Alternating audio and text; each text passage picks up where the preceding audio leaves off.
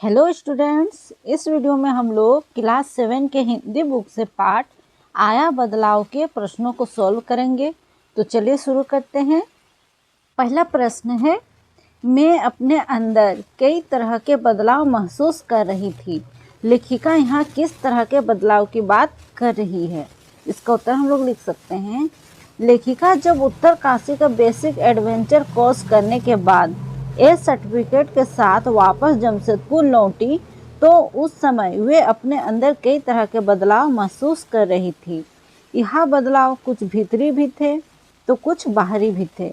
यह बदलाव लेखिका के व्यवहार से समझ सकते थे, अर्थात लेखिका अपना काम स्वयं करना सीख चुकी थी। अब वह किसी पर आश्रित नहीं रही। अगला है,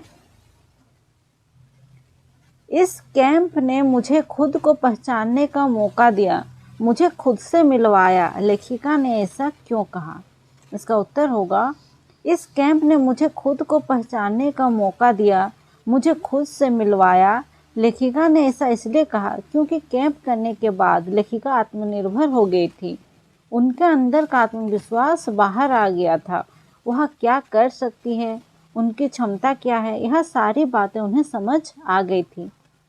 वे अब घर के मुश्किल कामों को भी आसानी से कर पा रही थी। तीसरा प्रश्न है, जीवन के प्रति लेखिका के सोच में क्या परिवर्तन आया? इसका उत्तर होगा, जीवन के प्रति लेखिका के सोच में सकारात्मक परिवर्तन आया।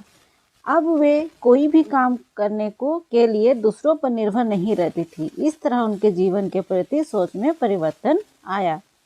अगला प्रश्न है, कैंप जाने के पहले लेखिका किस प्रकार के डर से घिरी रहती थी? उत्तर होगा, कैंप जाने के पहले लेखिका कई तरह की डर से घिरी रहती थी, जैसे असफलता का डर, लोग क्या कहेंगे, कहीं परिवार वाले नाराज तो नहीं हो जाएंगे, समाज का डर आदि।